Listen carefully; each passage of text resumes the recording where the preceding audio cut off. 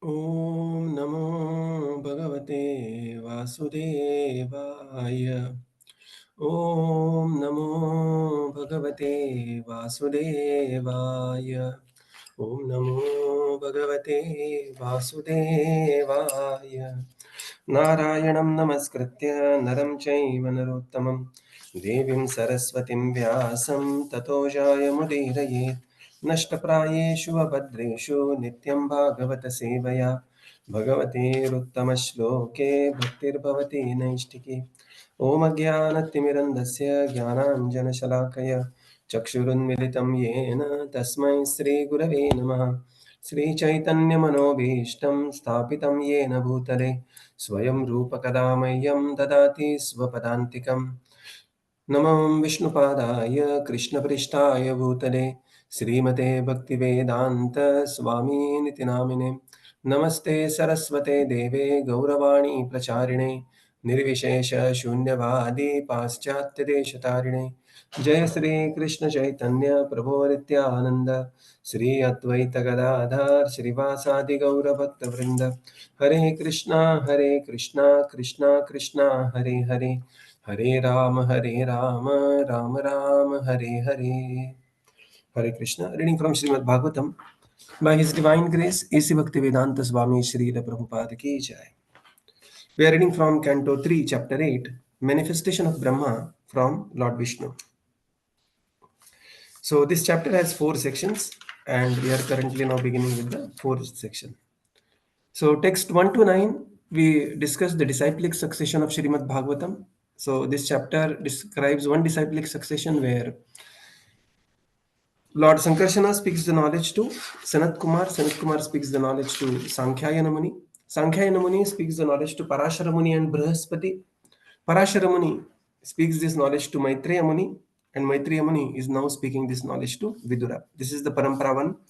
Parampara 2, where Lord Krishna, we have seen previously, speaking knowledge to Brahmaji. Brahmaji speaks this knowledge to Narada Muni. Second canto we have seen. Narada Muni speaks his knowledge to Vedavyas. This is the first canto we have seen.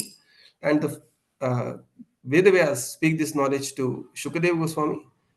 This is the beginning of Śrīmad-Bhāgavatam. Right. This is the beginning of Śrīmad-Bhāgavatam. And then Shukadeva Goswami speaks to Suta Goswami and Parikshit Maharaj. He speaks to Parikshit Maharaj. Suta Goswami is in the audience.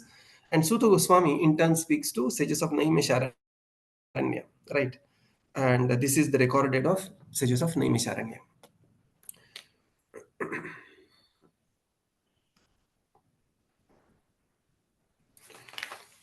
So this is the first section of this chapter. The second section of the chapter is Maitreya Muni describes the continuation of the creation. That is text 10 to 14. Then text 15 to 23, we have seen Lord Brahma's birth. Have we seen that? Currently we are at which text? 30. No, Prabhuji, this is 3.8 we should be right. 3.8, sorry. 14, Prabhuji, 14. Right, yeah, 14, correct. We are at text 14, yes. And this is, Maitreya describes the reawakening of the creation. Now we continue with the third section, not the last section. Third section, this is from text 15 to 23, where we see Brahmaji's birth and his search for the absolute truth. And then he is performing austerities which are performed in the previous canto, second canto, tapa. He heard this 2 syllables of the Varnamala and he performed 100 celestial years of austerity. So this is being picked up at this point. So we come to text 15. Text 14, yeah. Just give me 1 second.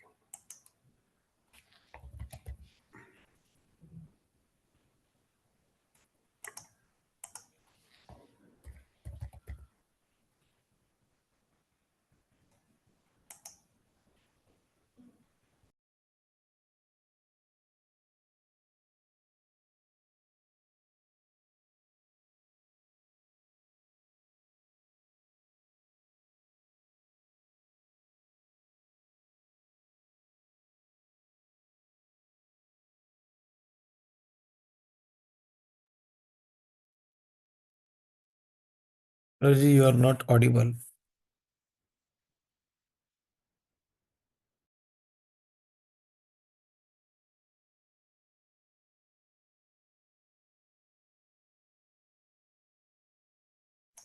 Yeah, just 1 second. Yes.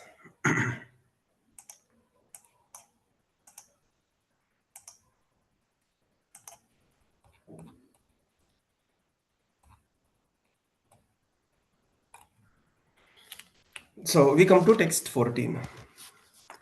सपद्मकोशा सहसा उदिष्टितत् कालेन कर्म प्रतिबोधनेन स्वरोचिषा तत् सलिलं विशालं विद्योतनन् अर्क इव आत्मयोनिः. Translation. Piercing through this sum total form of the fruitive activity of the living entities took the shape of the bud of a lotus flower generated from the personality of Vishnu. And by his supreme will, it illuminated everything like the sun and dried up the vast water of devastation. So now this is the formation of the bud, the lotus flower, and all the living entities are going. Currently, where are the living entities? They are within the belly of the Supreme Lord. So see how the Lord is. The living entity wants to enjoy separately from Krishna.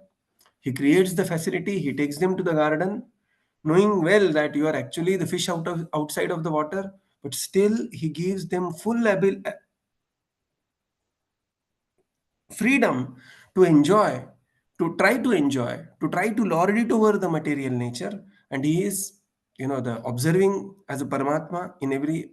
And when this different karmas, vikarma, this living entity is entangled, again, when the cosmic creation is over, he will take all of them within his own belly.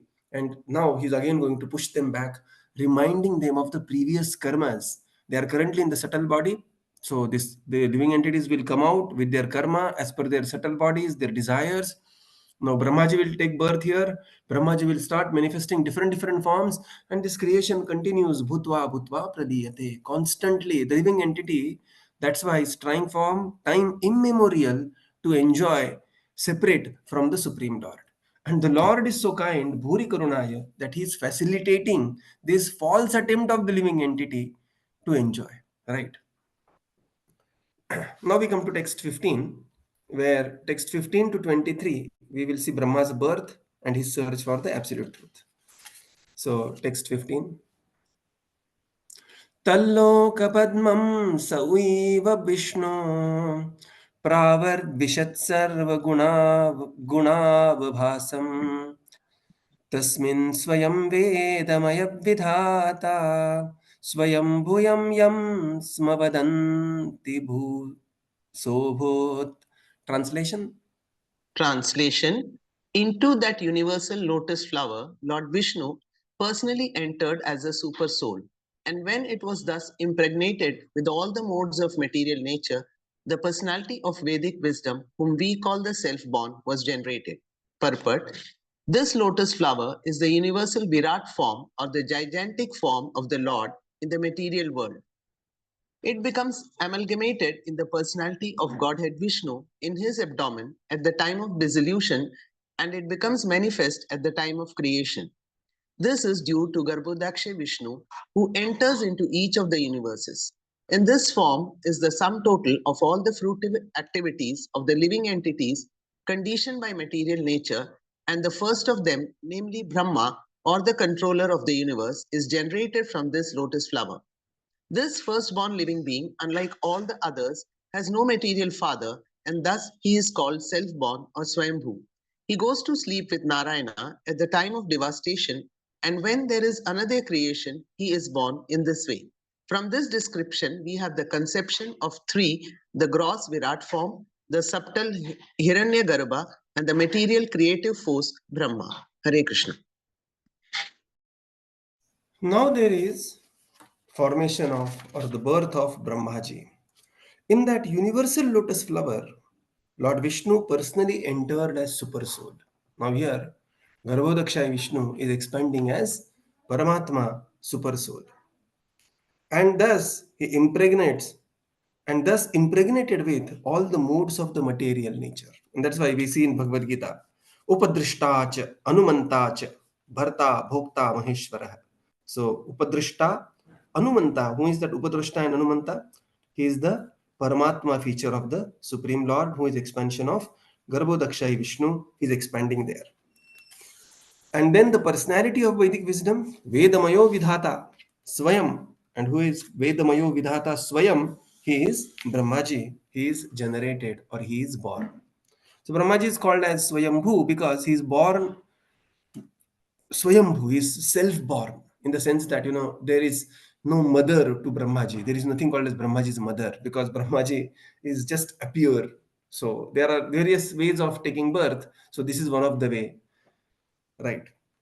So in the purport, Srila Prabhupada writes that the lotus flower is the universal Virata Rupa. And this is the gigantic form that we talk about. And it becomes amalgamated in the personality of Godhead Vishnu in his abdomen at the time of dissolution.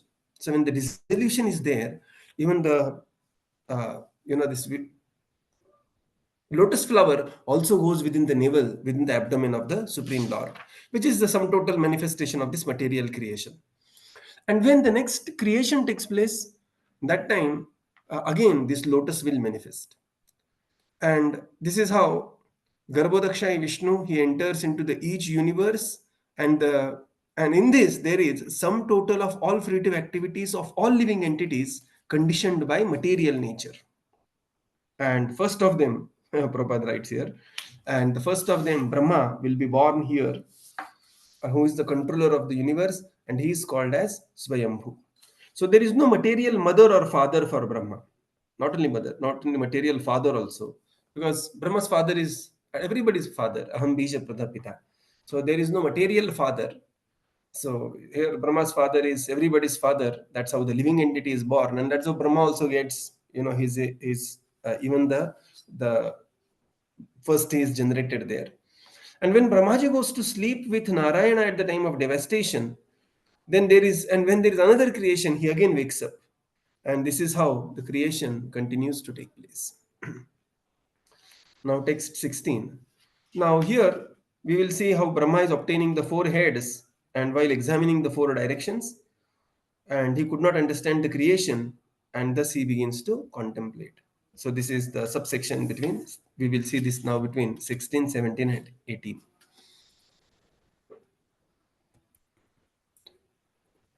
Text 16. तस्यांश्च चोम्भरहुकर्णिकायाम् अवस्थितो लोकमपश्यमानः परिक्रमं व्योम्नि विवृत्तनेत्र चत्वारि लेभे अनुदिशं मुखानि. Translation. Brahma, born out of lotus flower, could not see the world, although he was situated in the world whole. He therefore circumambulated all the space, and while moving his eyes in all directions, he achieved 4 heads in terms of the 4 directions. So Brahmaji is now very curious. When he is born, he is looking in 4 directions, and his 4 heads were manifested in this way. So this is the manifestation of Brahma's 4 heads. So now next we go text 17.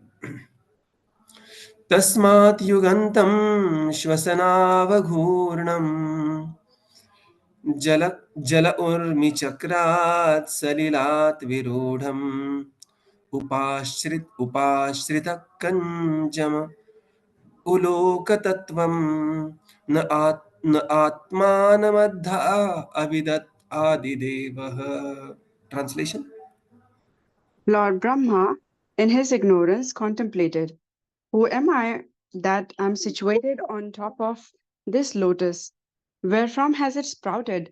There must be something downwards, and that from which the Mataji, lotus has different grown. verse, I think. Text 17. 17.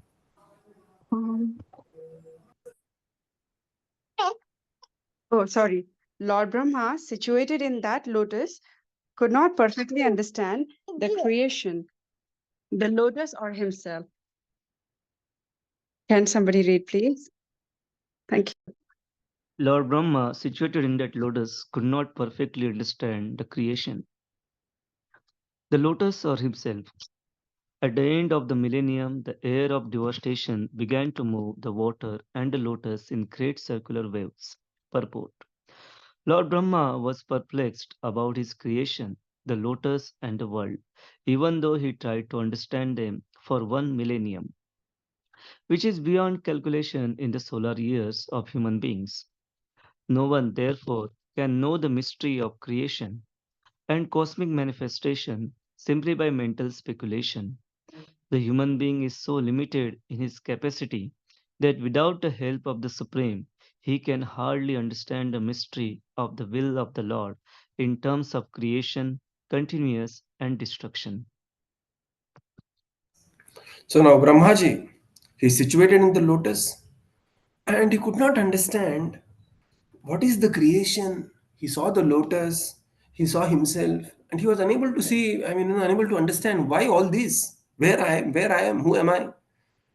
And that suddenly there were the huge, very strong wind of devastation began to move the water. So there were like, the huge waves within the water of devastation, and the lotus began to shake. Brahmaji is holding on to the lotus, and he's saving himself from falling into the water, trying to understand what's happening.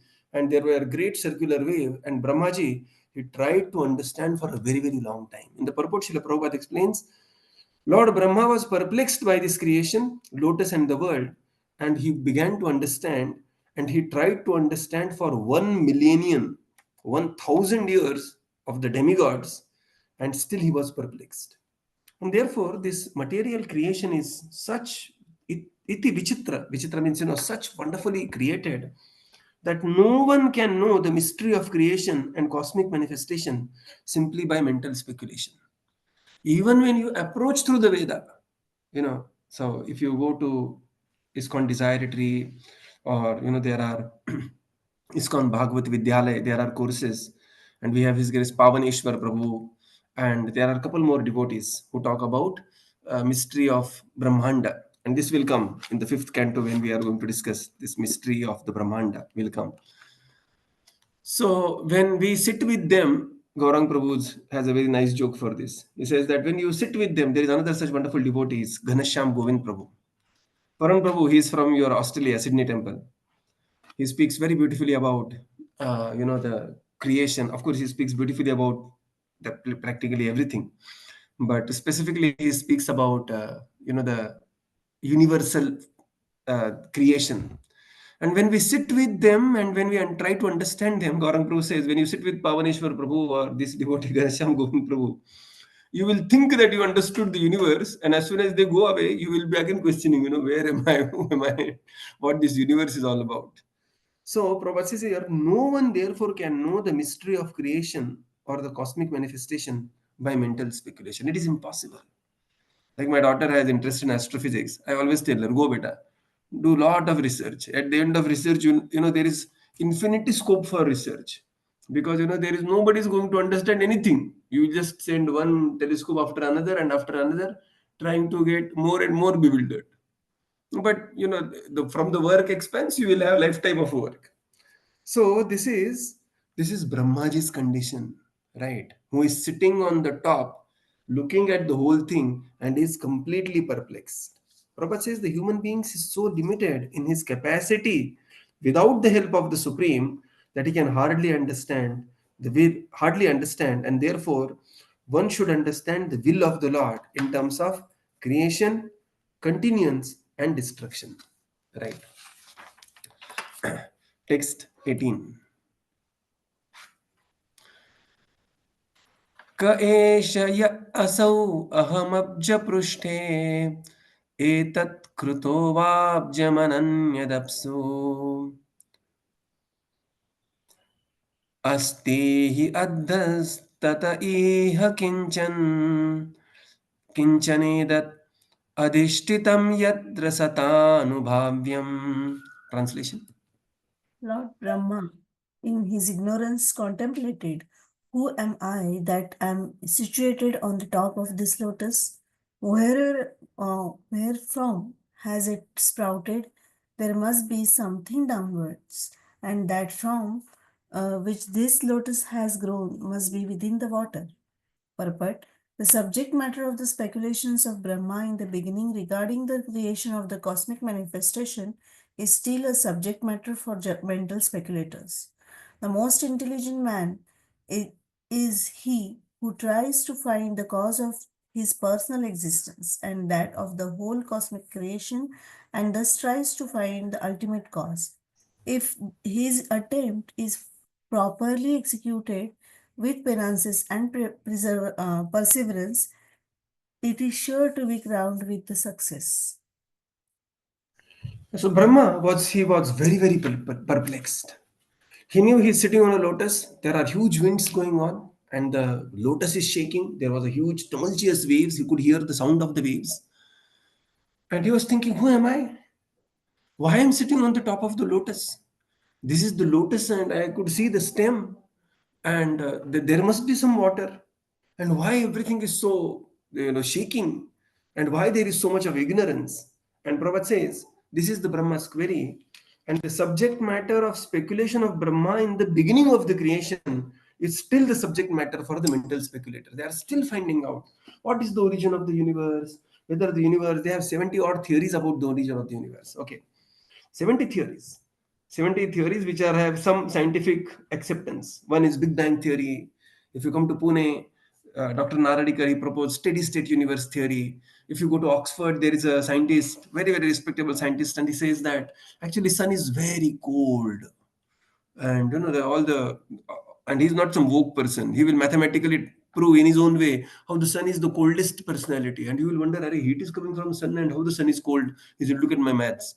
So the mental speculators, they are still wondering about what Brahmaji is wondering. So what this means is that for the time immemorial, even if we try with mental speculation to understand the ultimate cause, it is impossible. As Srila Prabhupada says in the previous purport, one has to understand this through the will of the Supreme.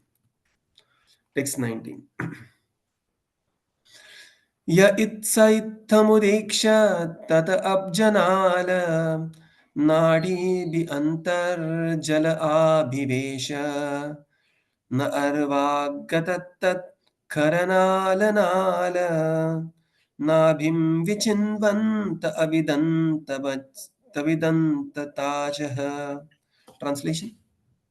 Lord Brahma, thus contemplating, entered the water through the channel of the stem of the lotus.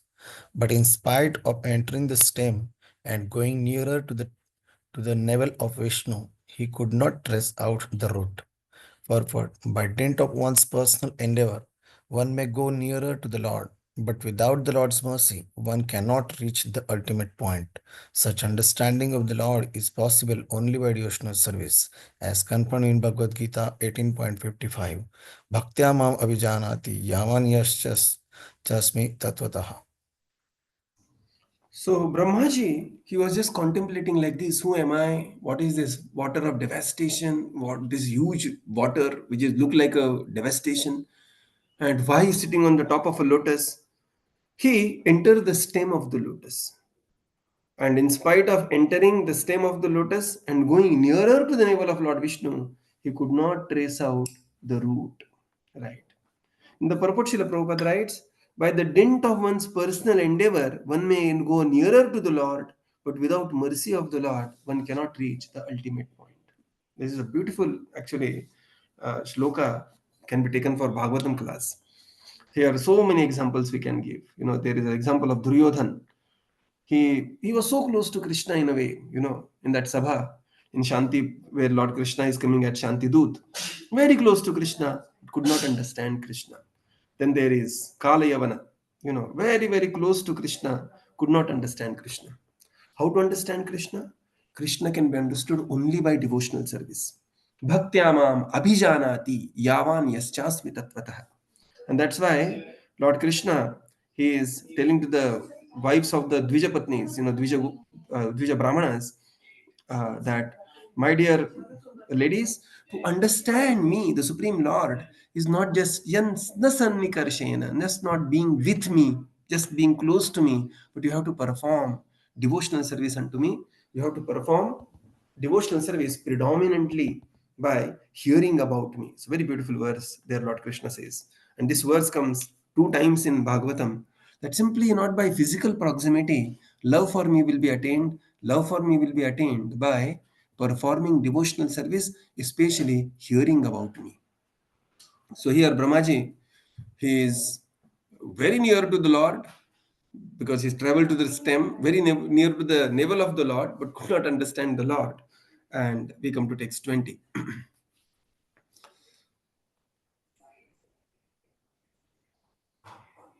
तमस्य पारे विदुरात्मसर्गम् विचिन्वतोऽभूत् सुमुहान् त्रिनेमिः यो देहभाजां भयमीरयानः परीक्षणोति अयुअजस्य हेतिः.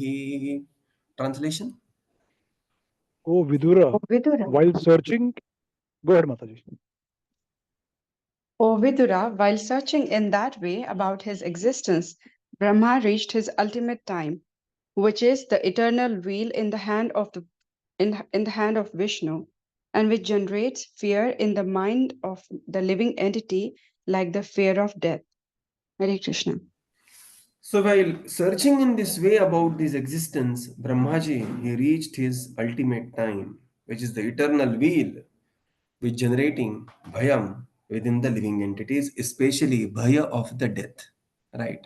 So this ultimate bhaya the living entity has, the bhaya or the fear of the death. And why this fear is there? This fear is there because there is the dual understanding of the personality. To the degree we understand ourselves to be the body, to that degree we will be extremely afraid of death. But when we realize we are not this body, we are spirit, soul, Atman, part and parcel of Krishna, and this body is but a journey for a particular period of 70, 80, 90, 100 years. And then Jatasya dhruva mrityu, dhruvam janma mritasya cha. And having complete faith in Krishna, performing devotional service to the Supreme Lord, one can very, uh, one can very bravely face the death and again either become liberated or attain the next body which is more favorable for devotional service. So bhayam dvitiya, the bhaya comes because of there is dvitiya understanding. Bhayam dvitiya abhiniveta yasyat. So the living entity is absorbed in the matter in spite of he being the spirit, and that therefore there is generation of bhaya. Text 21. ततो निवृत्तो प्रतिलब्धकाम स्वैष्ण्यमासाद्य पुनः स देवः शनैर्जितश्वासनिवृत्तचित्तो न्यषीदत आरूढः समाधियोगः. Translation?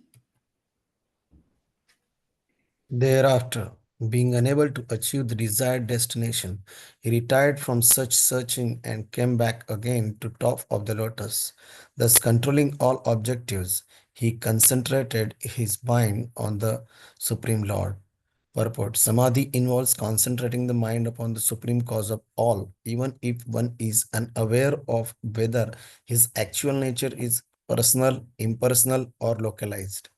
Concentration of the mind on the Supreme is certainly a form of devotional service.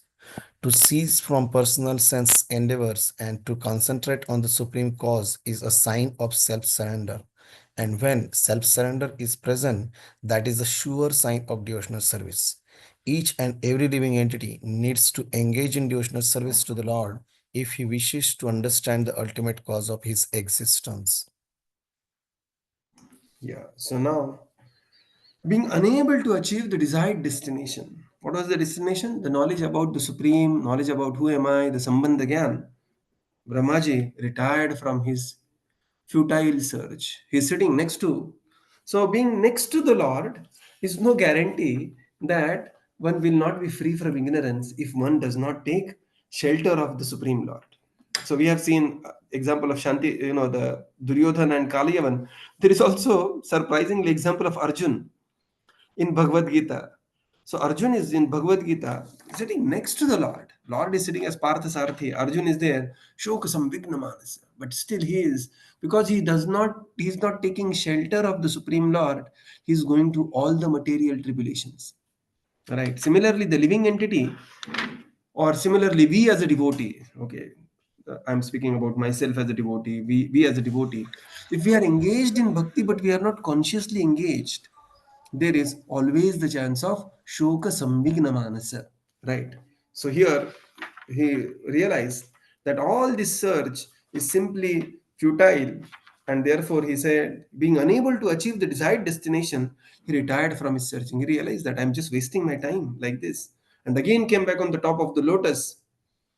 Thus, controlling all objectives, he concentrated his mind on the Supreme Lord. Samadhi Yoga. Srila Prabhupada writes in purport, Samadhi involves concentrating the mind upon the Supreme Cause. And this is generally is the best way to perform Samadhi is by engaged in devotional service to the Lord. Right. And one will cease from the personal sense endeavors and will concentrate on the Supreme. And when one is thus engaged, he will understand the ultimate cause of his existence. And the complete Sambandha Gyan that he will be understanding Brahmaji in the subsequent verses. So we will conclude here and continue tomorrow.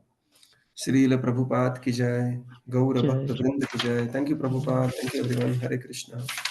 Thank you, Prabhupada. Thank you, Prabhuji. Prabhupada. Hare Thank you, Krishna. Hare Krishna. Hare Krishna. Thank you, Prabhupada. Thank you, Prabhuji. Prabhuji, Hare Krishna. Thank you. Thank you. Hare Krishna. Thank you, Prabhupada. Thank you, Prabhupada. Hare Krishna.